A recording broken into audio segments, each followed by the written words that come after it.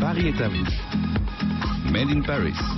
Gérard Ayache, bonjour. Bonjour. Et oui, c'est ainsi qu'on nomme Smarty, dont vous êtes le président et cofondateur, une application mobile gratuite de reconnaissance visuelle des objets. Vous allez nous expliquer ça dans un instant. Vous êtes un peu serial entrepreneur, hein. Vous êtes passé par la télévision chez France 2, mais vous avez lancé Cozy, c'est un site de e-commerce. Vous avez lancé Multicom, une agence de communication. Et donc là, la nouvelle aventure depuis quelques années, c'est Smarty. Oui, Smarty, c'est une aventure qui a commencé il y a quelques années, effectivement, en France et aux États-Unis. Smarty, c'est très simple. C'est une application que vous pouvez télécharger sur les App Store ou Android bientôt, qui va donner un œil électronique à votre téléphone. Et avec cet œil électronique, vous allez pouvoir reconnaître des objets, des magazines, des informations qui sont dans le domaine du réel. Smarty, c'est une sorte de passerelle entre le monde réel et le monde digital. Oui, une fois qu'on les a reconnus. Alors, une fois qu'on les a reconnus visuellement, je vais prendre un exemple concret. Vous avez un magazine de mode que vous feuilletez tranquillement sur votre canapé. Vous avez un joli produit qui vous plaît, un sac à main par exemple.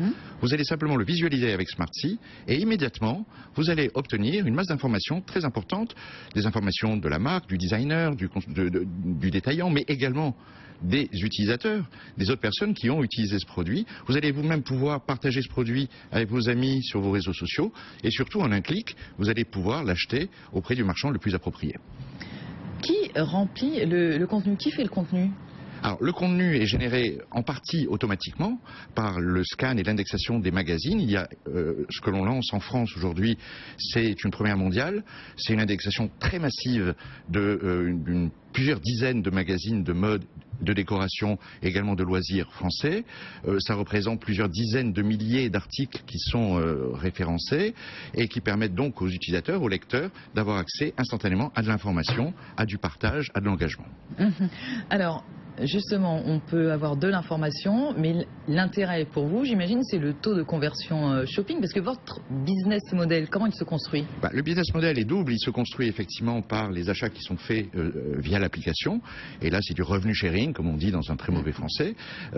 Et puis, c'est également la possibilité qui est offerte aux marques qui ont des produits qui sont présentés dans la presse magazine, par exemple, de communiquer auprès de leurs lecteurs, de leurs utilisateurs, à un moment qui est idéal. C'est le point de contact immédiat. C'est au moment où vous avez le produit, vous avez envie d'informations, vous pouvez les avoir tout de suite.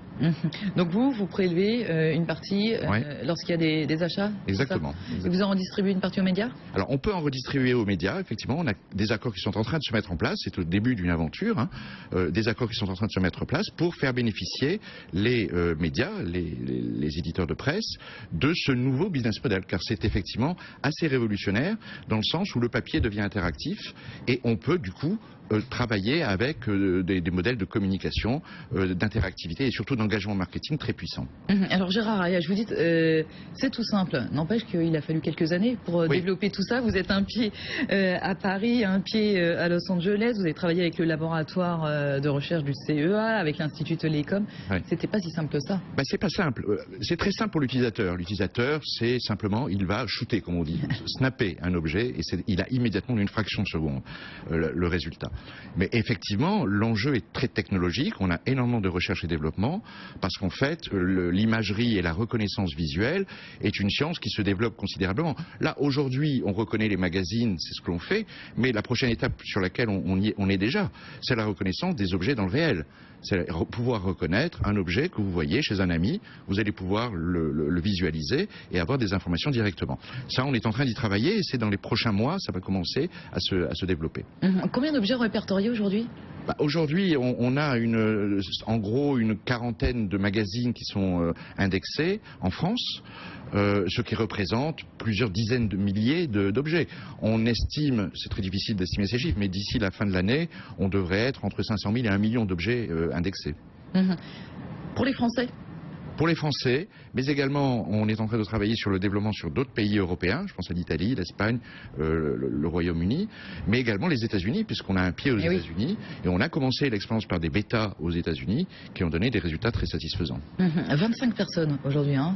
Alors, il y a 25 personnes qui sont dans l'équipe frontale de Smarty, c'est une équipe de jeunes talents qui viennent du domaine du marketing, des médias, de la communication, mais beaucoup aussi de la recherche et développement et du développement d'applications applications mobile, marketing essentiellement.